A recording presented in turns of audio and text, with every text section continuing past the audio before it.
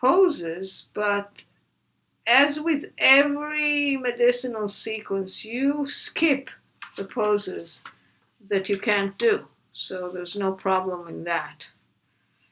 And you adjust it to yourself. So the first one is Adho Mukha Virasana, or like child pose. You saw I started sitting on my heels. That's already a problem for some people. So you adjust that by just coming up to what is called puppy pose, in which the butt is above the knees, at the level of the knees, and not above the heels. So you get more space in the knees. So you start with the knees wide. You see it's about the mat width, the knees. You look to make sure that you're symmetrical, and then very slowly you progress in, and you make sure that your head can release to the floor. When you come up, you press your hands on the floor to come up. You don't use your low back. The next pose is Virasana, hero's pose. Again, some challenging for some people for the knees. So you sit in between your heels, so you can take as much height as you need to. And if it doesn't work, you can sit on a chair instead of that. And the main thing is look behind and see that your feet are parallel to the long edge of the mat, and that you are sitting on the front of your sit bones while you keep the sacrum very wide. Press your hands into the support, open the chest.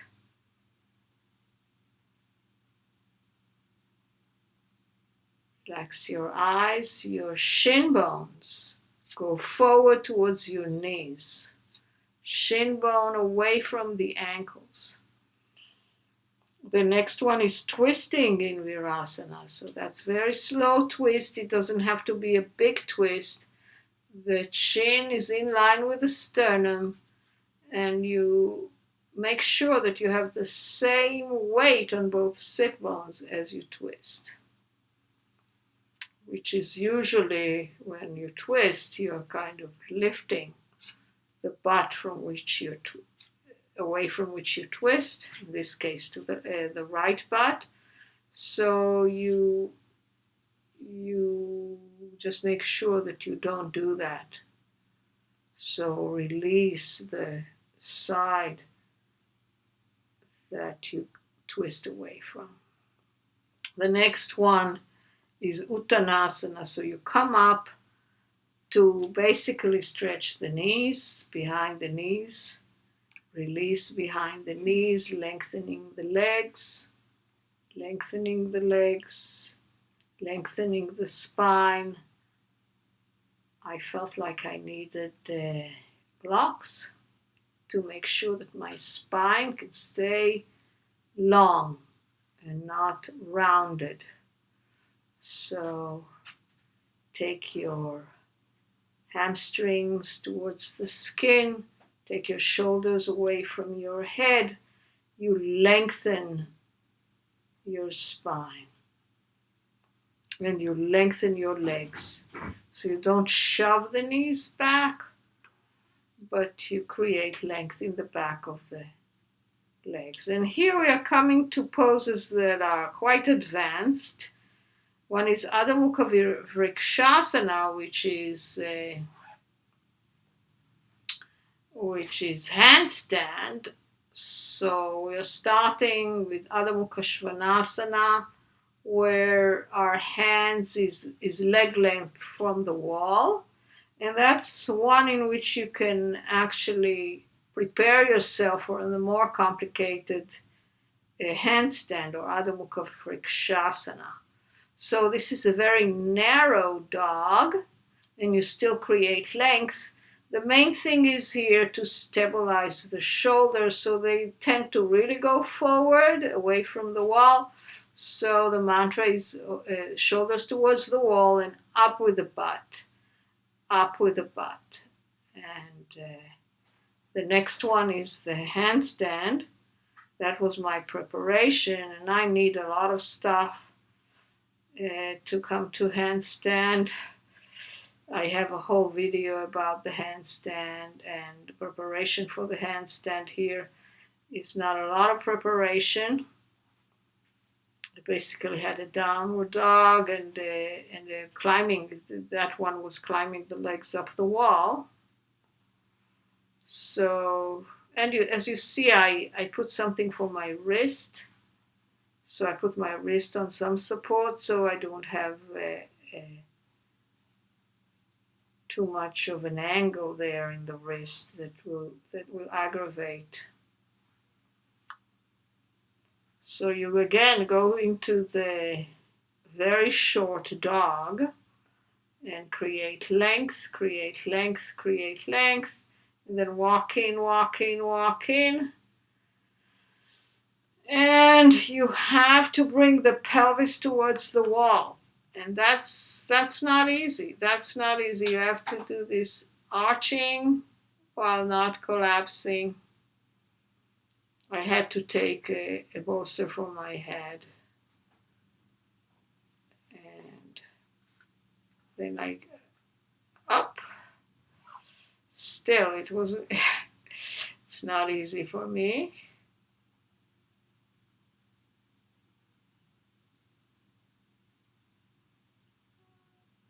Woo!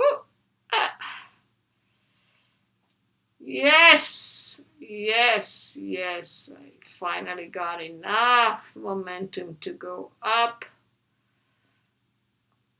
Go up, and I try to balance. The next one, another advanced pose, is Pinca Mayurasana, the tail of the peacock. And it's basically forearm balance. You see that I do it with arms, with palms facing up.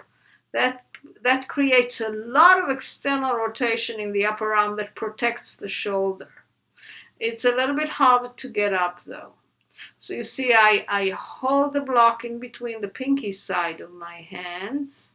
I still have the belt around my elbows, and I create length from the elbows to the shoulder. Oh wow, it worked. I went up. So that is the Pinca Mayurasana. Of course, active migraine, you're not doing this. This is just prevention sequence when you don't have the migraine. The balancing requires taking the lower ribs back.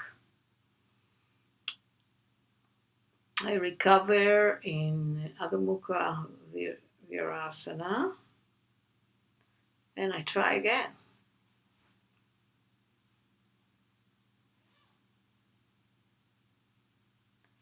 So this is one of the things that happens in the Iyengar sequences. You start with the extension, and then you go to more exertion, more uplifting type of poses that require some strength, and then you move to the more restorative.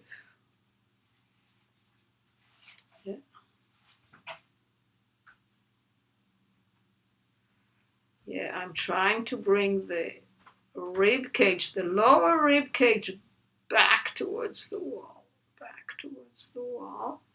It's hard to come out of the wall with your feet because in order to bring your feet back, you're bringing your body forward. So, yeah.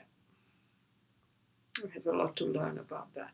So here we come to the more forward bending part, which is makes more sense. So Upa Vista Konasana, we are first making sure that the feet are perpendicular to the floor, that the knees are facing the ceiling, and that we still sit in the front of the sit bones, looking at something eye level. Next one, we have to bring one leg so that the shin is parallel to the front edge of the mat. So here we go, right leg into kind of Badha Konasana type of a thing. It's kind of like 90-degree angle, but it's a little bit less, but the shin is parallel to the mat. And then you bend forward, not from your head, not from your lower back, from your pelvis. Which is kind of a... And I would actually put a chair there, and you try to balance the two sides of the back. And the two sit bones, both of them have the same weight. So the main thing is trying to balance.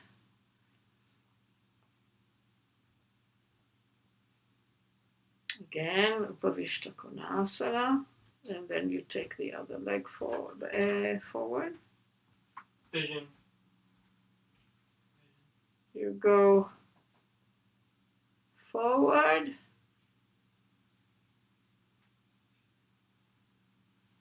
To your height, yeah? To your height. Trying to make the two sides balanced. It's harder for me on this side. Try to make the two sides of the back feel the same.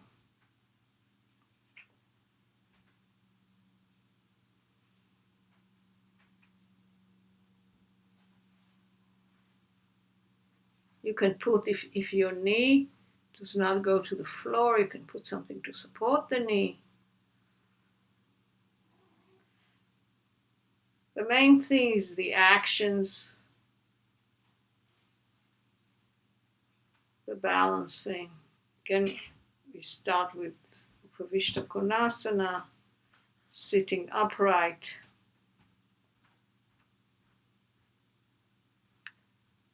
And I felt like I need something to sit on in order to be able to do the next ones, which require padmasana, which is Lotus. So you definitely don't have to do Lotus if it doesn't work for you. So at any point you can stop and just balance. So when you're doing padmasana, it's important to sit on heights so that your pelvis can be tilted forward when you're doing that. Also, as you see, I am bringing the shin bone towards the heel. Shin bone goes towards the heel, and I'm bringing...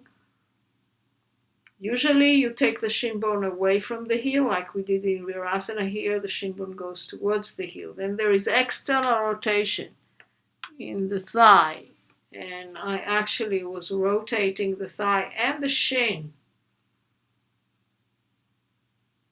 externally so that I get some space in the knee, some space in that knee. So while I'm going forward, I still bring the shin bones away from the knee towards the heel. And the heel is basically now massaging my lower abdomen, the organic body there. And then you have to do that to the other side.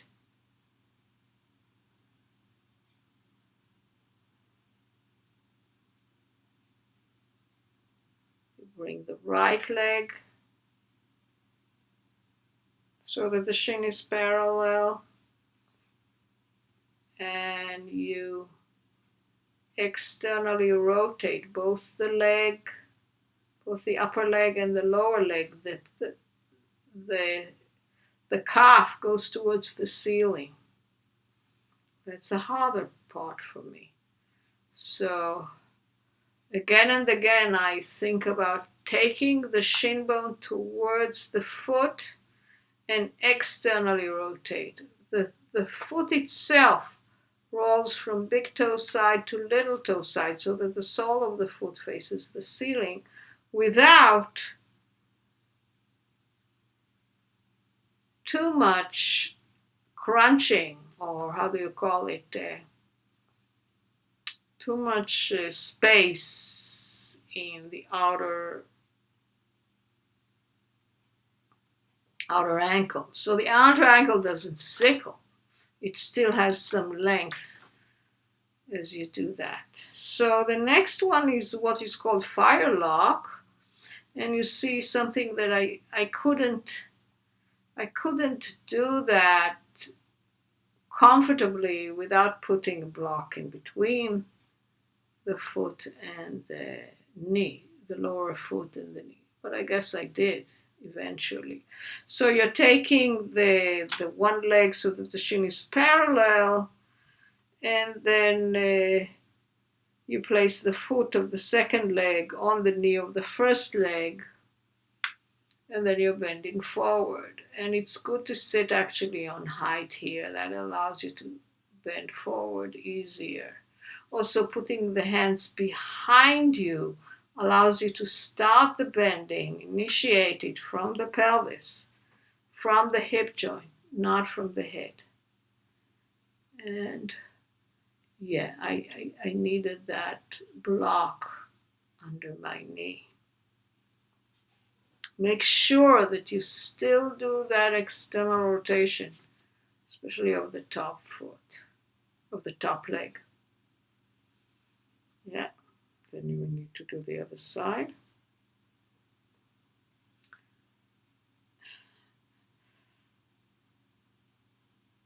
Yeah, one leg bent, shin parallel to the front edge of the mat.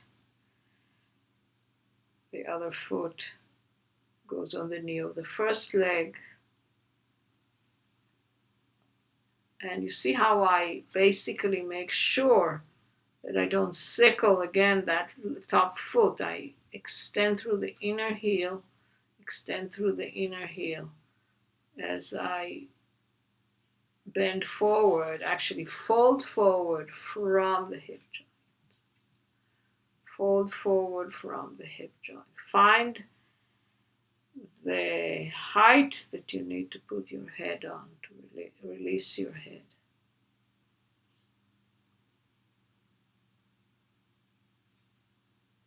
Next one is Dandasana, staff pose. So feet are together, heels. You first press your heels into the floor. You can bend your knee a little bit and then extend through the heel. Make sure you're sitting in the front of the sit bone. And when you come forward, you keep the length in the spine. You're bending from the hip joints. This is Paschimottanasana stage 1. Paschimottanasana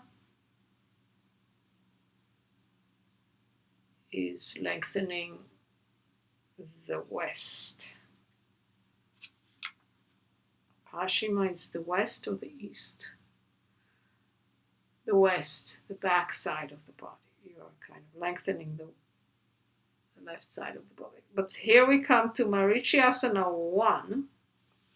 So you bend one leg into Halasana, and then you're going to bend forward and fold the hands.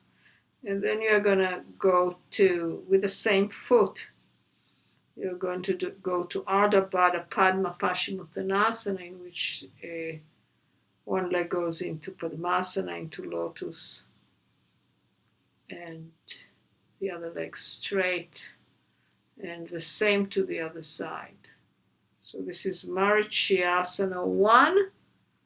So first you lengthen that side of the body, and then you, if you can, you hold the hands together, and then you release the head down. This is a forward bend. making sure that the long leg is not wavering around. And then to Ardha Badha Padma Paschimottanasana, in which one leg is in padmasana and the other leg in Dandasana, going forward. So that's, of course, if you can't do padmasana, don't do padmasana. You can keep the legs straight.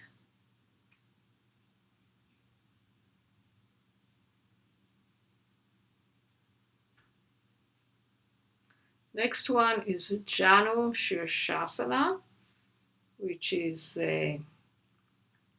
Janu is knee, Sirsasana is head. So the head of the knee. You see, we do twice, and you see here the version in which you keep the long leg butt up. You keep the long leg butt up on some height. That allows the bent leg to be actually completely on the floor. It's a great trick to keep that knee on the floor, the bent knee. So you go to Janu Sirsasana.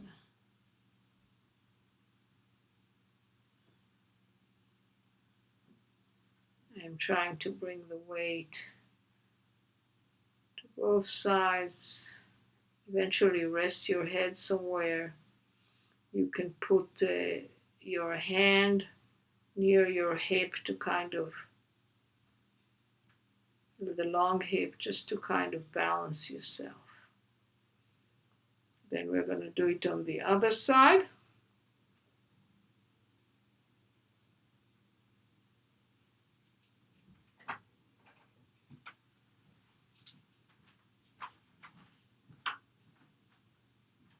One butt, half of the butt, the long leg side of the butt is on that height, not so much the thigh, it's the sit bone, one sit bone. And then the other leg is in Janusirsasana, and you see how my knee just lands on the floor. My whole upper leg is on the floor, which is something that is very hard to do without that contraption. So I suggest you try that.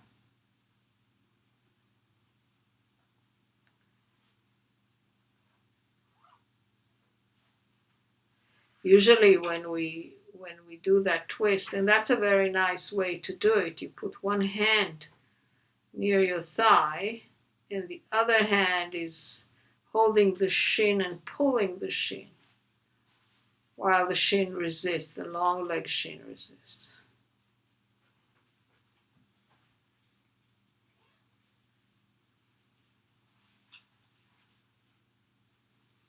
And now we're going to do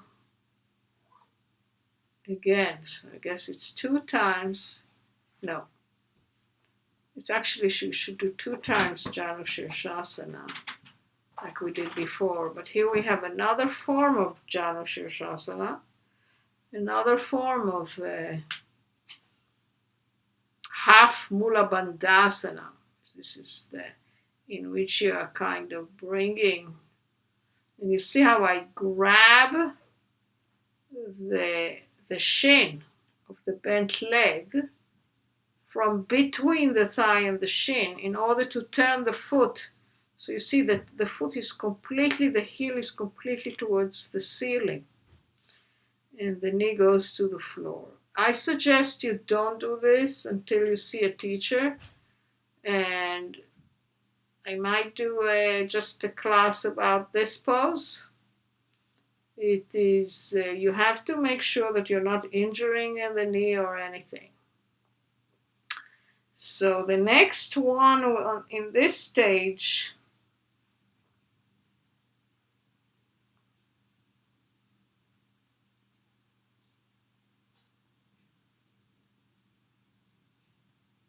is to roll over that leg. So you roll the bent leg heel forward and place the foot in the mula bandhasana. So here I am. Woo! Yeah. And then I get out of there. Okay. I couldn't do it on the other side. So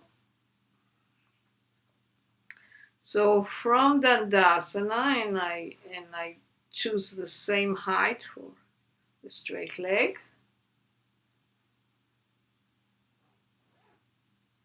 You place the bent leg foot so that the side is parallel to the front of the mat. And then you move the bent leg heel towards the groin, pointing straight up in the air. So you see this one is harder for me to do. The foot is on the toes. And yeah, well, obviously I'm not having such a great time there.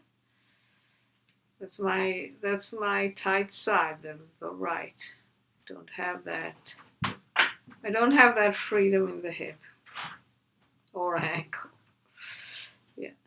Okay. So yeah, it didn't look safe to me, so I didn't do it. I didn't roll over the bent leg heel.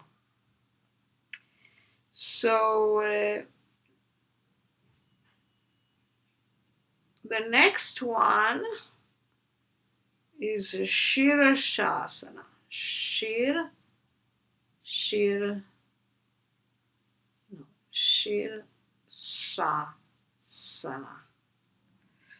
Sirsasana. Okay, so that means headstand.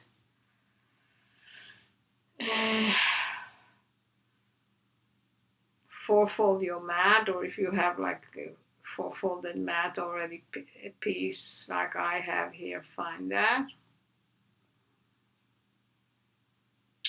I measure my elbows so that they are, so I'm sure that they are at the edge of the mat.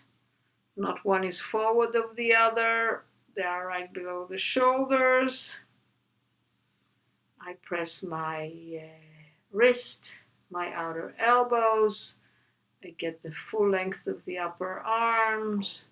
I lengthen. I come up to a dolphin.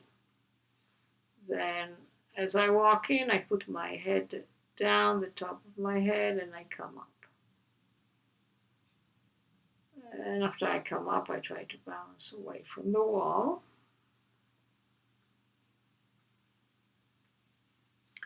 Bringing the middle buttocks forward and the front of the thigh up, up, up, up, up. Pressing the whole forearm into the floor. Releasing the back of the head back, lifting the shoulders. Lifting the shoulders. And now this is a Paschimottanasana, in which you are turning from the pelvis, trying to keep yourself perpendicular. I did it with some kind of leaning a little bit, but yeah. So you want to keep yourself perpendicular. Not too bad, actually. The next one is Parivrita Ekapada Sirsasana, which, because I'm so close to the wall, I can't just bring one leg back, one leg forward. So I first turn and then I take the legs like in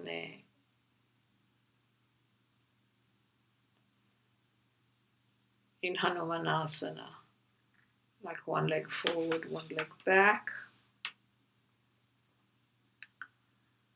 Coming back to center, doing it on the other side.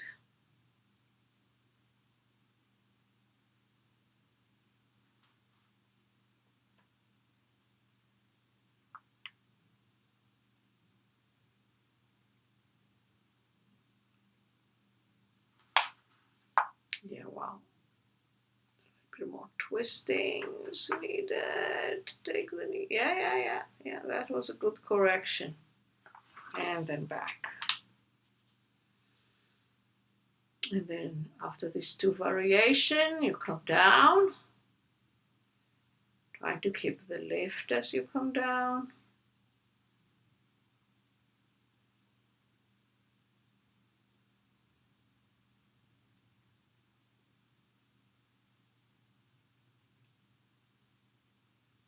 Yeah. Slow if you can. Yeah. And then rest in Adho Mukha Virasana. Head down.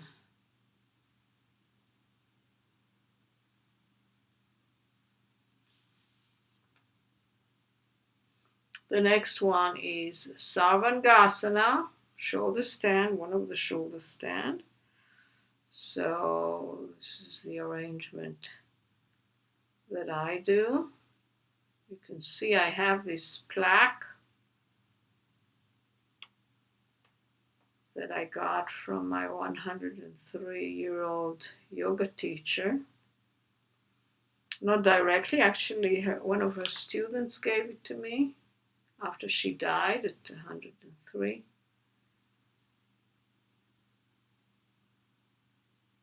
I find this really, really useful.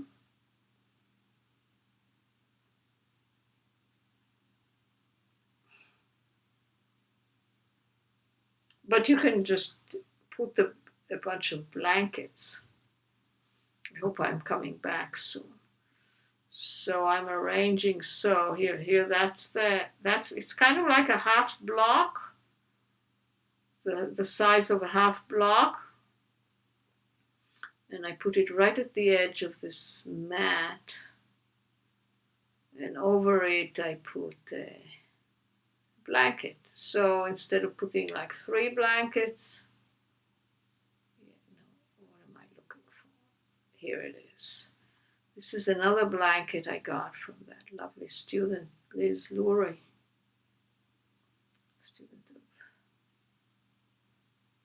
That way? Okay. I think I need a little bit more height, but whatever. So something for the back of your head, so that you'll have at least some softness at the back of your head. And I'm just trying to bring a big external rotation in the upper arm. And I need like a pad to launch from, so I think I'm gonna bring a bolster to help myself, and maybe I'm gonna bring a belt for my to bring my arms together. Oh, I have to take that out of there for some unknown reason. Right now, that's okay. That's kind of the thing that happened. All right. I should actually edit this thing out. What am I doing here? Okay. All right, so I will help myself with putting a chair for my Halasana, for my plow pose. And here it is, the launch pad. So you see I'm putting something that I can put my butt on. It would be nice if it would be more symmetrical, but that I guess was not in my energy level. So if I sit on it, then it's much easier to come to Halasana then. So I have my belt ready, and then I put the shoulders on the higher level, the head on the lower level. So that's kind of, don't take the shoulder down on the floor. Okay, and make sure C7 is lifted if you can. And then it's very easy to come with I'm adjusting my chair so that I can very easily come with my feet on the top of the chair. Okay. So the first one is Setu Bandha, which is the bridge. As you adjust yourself, I got rid of that bolster, so I could bring my elbows very close in, very close in, very close in, keeping C7 as far away from the floor as I can, and helping myself with the belt.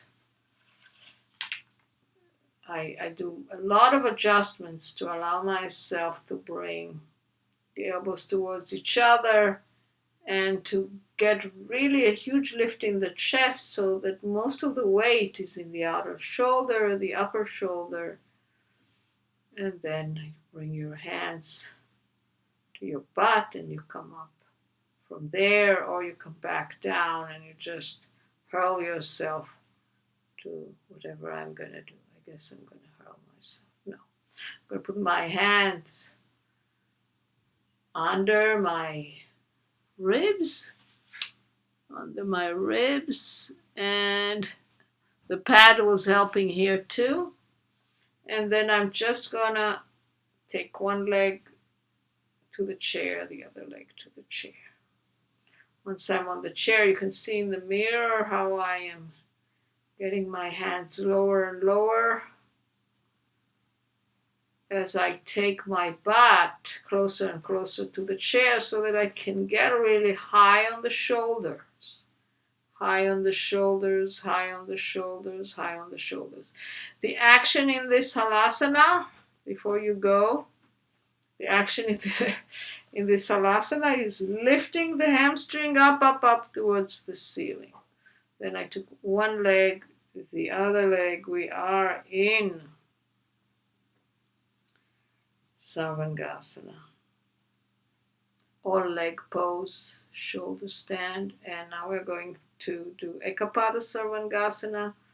So the long leg is the important leg, the leg that is towards the ceiling. You internally rotate it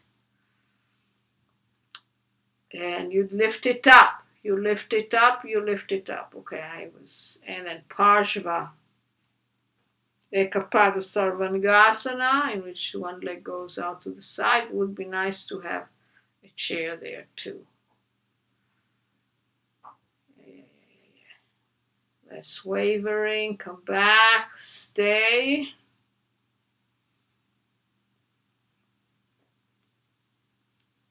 And here I'm coming back to Halasana in order to get rid of the belt so that I can do the padmasana, the Lotus. Of course, all of this can be avoided. You can just do one of the legs up the wall with a bolster, which is called Viparita Karani. Just bridge. You don't have to do padmasana. You can just do maybe Badha Konasana, bringing the soles of the feet together. But that's the full sequence. And then bring the knees towards the chest.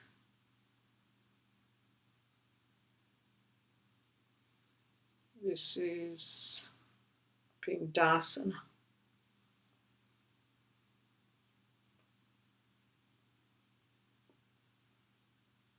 Rest there in Halasana. Then you do the other side. Is that the other side? No, that's the other side. Yeah, okay. Yeah, I need to help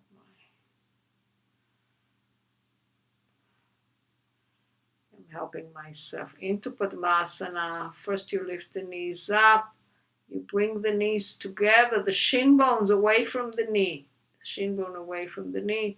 Then there is a... Oh, what am I doing there? That's not in the sequence.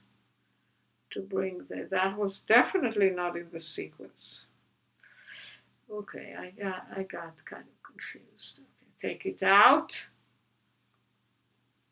Back to Sarvangasana, and I think I'm on my way out there. Am I? Actually, this is kind of near Alamba Sarvangasana. I forgot here. Okay. And the next one is Shavasana. So first rest. That obviously wasn't easy for me. need to work on my Sarvangasana. Sarva Anga. Sarva is all. Anga is limb. All limbs pose. So it's basically the shoulder stand. You are supported by all your limbs.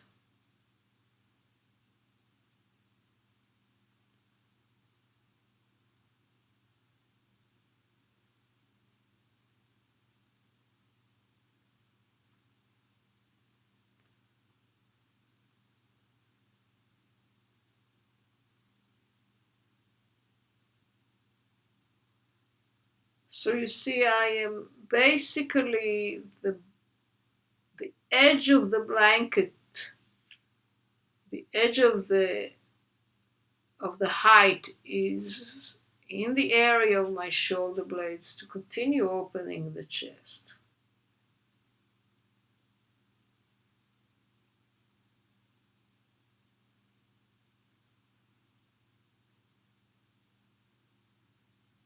The next pose is Shavasana.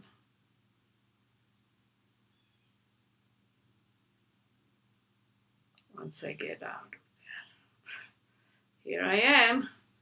Roll to the side, come up and arrange the Shavasana you like. I really like to put my calves on the seat of the chair. Yeah, okay. I should have actually opened my mat again.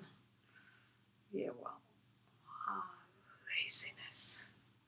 Probably Iyengar would have slapped me on that one.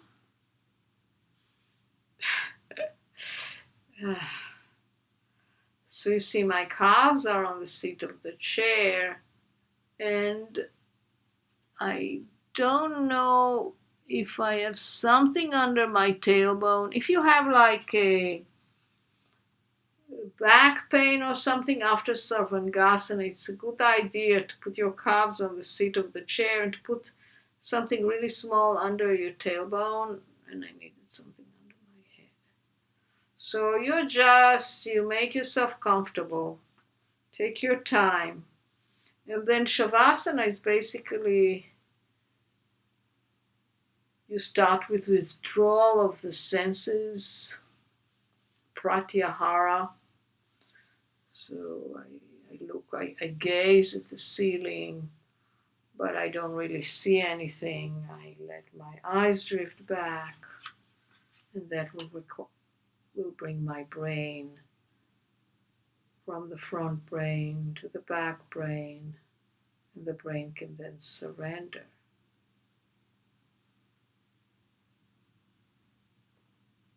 If I would be even more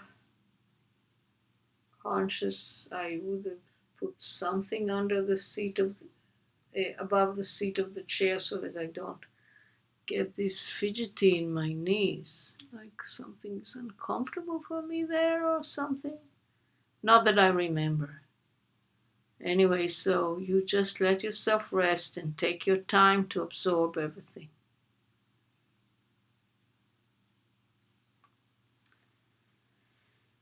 Thank you.